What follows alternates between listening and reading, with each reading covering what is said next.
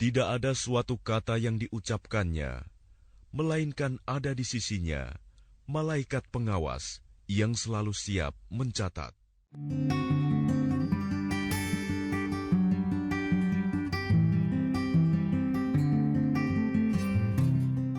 Bismillahirrahmanirrahim. Assalamualaikum warahmatullahi wabarakatuh. Bertemu kembali kita pecinta komunikasi Islam dengan channel Komunikasi Islam.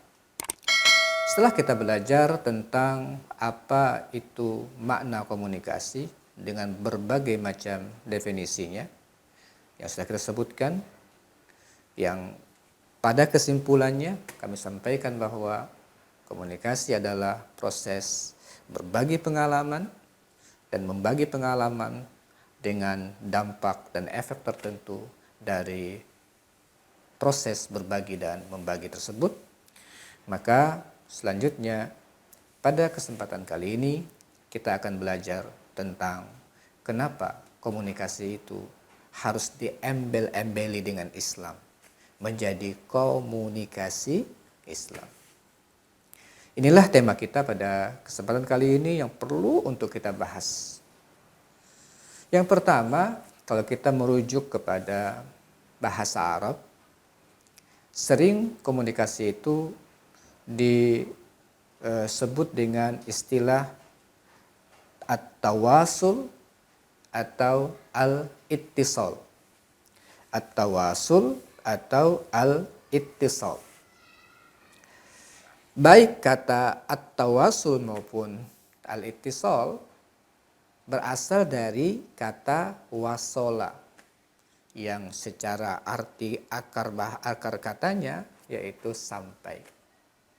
Tetapi kata al-ittisal cenderung untuk menegaskan kepada kita bahwa proses yang ingin kita lakukan dalam menyampaikan pesan itu tersampaikan, pesan kita sampai. Itu makna daripada ittisal. Tapi kalau tawasul, ada proses untuk saling menyampaikan pesan. Jadi sebenarnya kalau kita ingin lebih mendalami makna dan mengambil makna daripada istilah ini, maka sebenarnya komunikasi adalah upaya kita untuk menyampaikan pesan agar sampai. Upaya kita untuk menyampaikan pesan agar sampai kepada orang yang kita inginkan, dan orang juga menyampaikan pesan agar sampai kepada kita yang mendengarkannya. Nah, ini secara umum ya, secara bahasa ya, makna bahasa Arab seperti itu. Kemudian kata al-ittisal itu nanti atau tawasul dihubungkan dengan al-islami ya, dengan al-islami. Nah, secara bahasa Islam artinya adalah berasal dari al-istislam, ketundukan. Al-istislam artinya ketundukan dan penyerahan diri kepada Allah Subhanahu wa taala. Jadi kalau diambil dari kata-kata asil artinya damai, nyaman, keselamatan, kenyamanan, kedamaian, asil. Jadi secara bahasa at-tawasul al-islami atau al-ittisal al-islami, ketika dihubungkan kata-kata definisi komunikasi al-ittisal dengan al-islami, kita berharap mudah-mudahan komunikasi yang kita lakukan tersebut bisa menghadirkan kenyamanan, bisa menghadirkan kedamaian, bisa menghadirkan keselamatan. Dengan cara apa? Tunduk dengan aturan-aturan yang diatur di dalam ajaran agama Islam. Seperti itu gambaran tentang makna al-ittisal al-islami atau komunikasi Islam. Pendengar dan pencinta komunikasi Islam, berikutnya secara lebih detail kita ingin mengatakan kenapa kita harus berkomunikasi secara Islam atau berkomunikasi secara Islami. Yang pertama, kita berkomunikasi secara Islami adalah sebagai konsekuensi kita telah menyatakan bahwa kita adalah Muslim, yang telah berikrar bahwa kita adalah Muslim. Seorang Muslim diperintahkan untuk masuk ke dalam Islam secara keseluruhan. Allah Subhanahu wa taala berfirman, "Ya ayyuhalladzina amanu dukhulu fis-silmi kaffah." Wahai orang-orang yang beriman, masuklah kalian ke dalam Islam secara keseluruhan. Jadi, kenapa kita perlu untuk berkomunikasi secara Islami? Tuntutan dan panggilan keimanan kita kepada Allah, karena kita sudah menyatakan diri sebagai seorang Muslim, maka kita berusaha untuk melaksanakan ajaran Islam secara keseluruhan dan dipastikan bahwa Islam tidak meninggalkan sedikit pun tentang komunikasi. Karena dia bagian penting dalam kehidupan, maka kita perlu untuk masuk ke dalam Islam secara masuk ke dalam seluruh aktivitas kita dengan cara-cara yang Islami, dan diantaranya adalah berkomunikasi. Itu yang pertama. Kemudian juga kenapa kita harus berkomunikasi secara Islami? Yang kedua adalah untuk mengetahui ajaran Islam tentang komunikasi. Kenapa kita perlu untuk berkomunikasi atau belajar komunikasi Islam?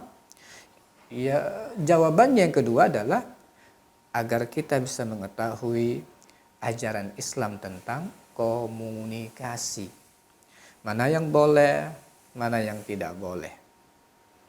Karena yang sangat kita yakini bahwa apapun yang diperintahkan oleh Allah Subhanahu wa taala adalah baik, dan apapun yang dilarang oleh Allah adalah pasti tidak baik.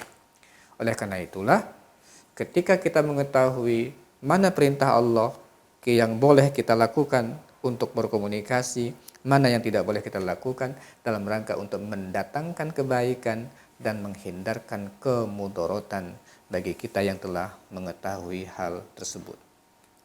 Kemudian yang ketiga, kenapa kita perlu untuk berkomunikasi secara Islami? Yang ketiga adalah untuk mendapatkan pahala besar dari aktivitas berkomunikasi.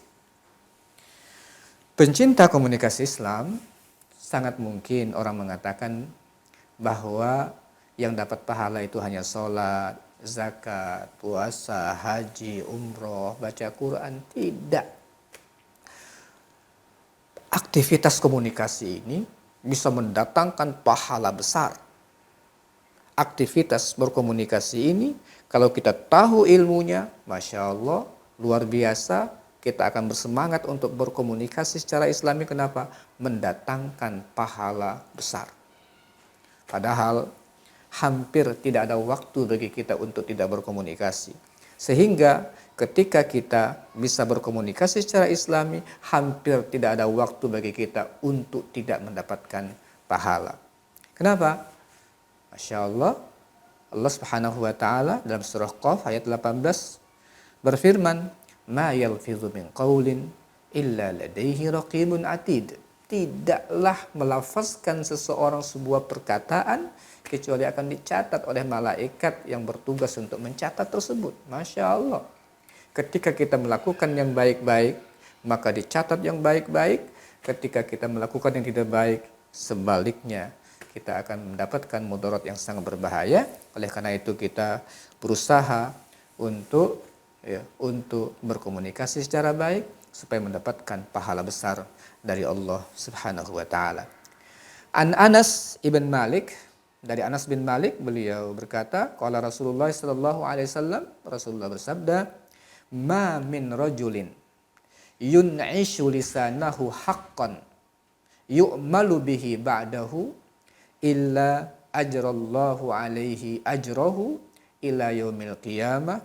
Tsumma waffahu Allahu azza wa jal thawabahu yaumal qiyamah."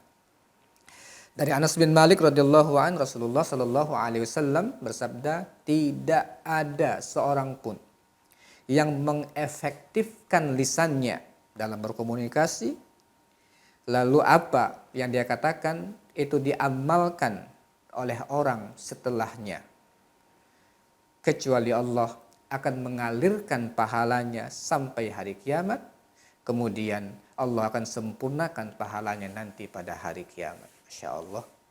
Ini kalau kita betul-betul belajar, tahu bagaimana komunikasi Islam, insya Allah kita akan bersemangat untuk terus belajar dan belajar, kemudian mempraktekkan komunikasi Islam tersebut. Yang keempat, kenapa kita perlu belajar komunikasi Islam? Adalah untuk menghindarkan dosa akibat kesalahan berkomunikasi. Dan ini juga kita perlu hindari agar komunikasi kita itu terhindar dari dosa. Dalam sebuah hadis yang diriwayatkan oleh Abu Daud, an Abi Hurairah anna Nabiy sallallahu alaihi wasallam qala kafa bil mar'i ithman an yuhaddits bi kulli ma sami'. Cukuplah dosa bagi seseorang untuk menyampaikan semua yang dia dengar.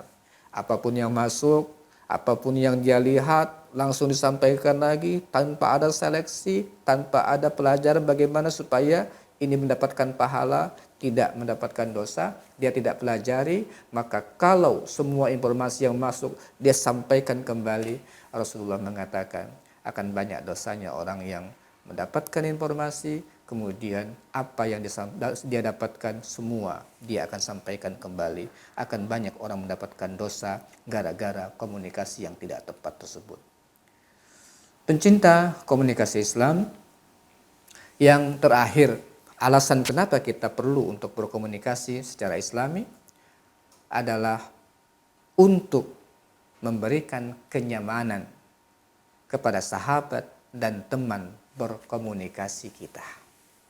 Untuk memberikan kenyamanan kepada sahabat dan teman berkomunikasi kita. Islam sesuai dengan namanya, asil mendatangkan kenyamanan, kedamaian. Maka ketika kita menerapkan betul bagaimana Islam mengajarkan komunikasi, insya Allah teman berkomunikasi kita itu akan merasakan kenyamanan, kedamaian, dan keindahan berkomunikasi di dalam Islam. Dalam sebuah ayat Al-Anbiya ayat 107, tugas dan risalah kita, terutama Nabi Muhammad dan umatnya adalah wa ma arsalnaka illa rahmatan lil alamin. Kami tidak mengutus engkau kecuali untuk mendatangkan rahmat, kasih sayang, kenyamanan buat alam ini. Nah, di antaranya adalah dengan cara berkomunikasi yang mendatangkan kenyamanan. Kemudian hadis dari Anas bin Malik radhiyallahu anhu, beliau berkata, qala Rasulullah sallallahu alaihi wasallam, ma kana al-fuhsyu fi syai'in illa syanah wa ma kana al-haya'u fi syai'in illa zanah. Rasulullah sallallahu alaihi wasallam bersabda, tidak hinggap perkataan yang tidak senonoh pada sesuatu kecuali akan membuat rusak suasana, dan tidaklah mampir rasa malu pada sesuatu kecuali akan memperindah suasana. Sehingga ketika kita malu menyampaikan hal-hal yang tidak baik, maka akan indahlah suasana komunikasi yang kita langsungkan dengan saudara kita. Pencinta komunikasi Islam yang kami muliakan, mudah-mudahan dengan kita mengetahui kenapa kita harus berkomunikasi secara Islam, semakin kita belajar, semakin kita bersemangat untuk mengikuti kuliah komunikasi Islam untuk memandu kita supaya kita mendapatkan pahala sebanyak-banyaknya, kemudian menghindari dosa dan berikan kenyamanan kepada orang-orang yang kita ajak untuk berkomunikasi. Demikian dari kami, mudah-mudahan bermanfaat buat kita sekalian. Aku qouli hadza wa astaghfirullah li wa lakum. Assalamualaikum warahmatullahi wabarakatuh.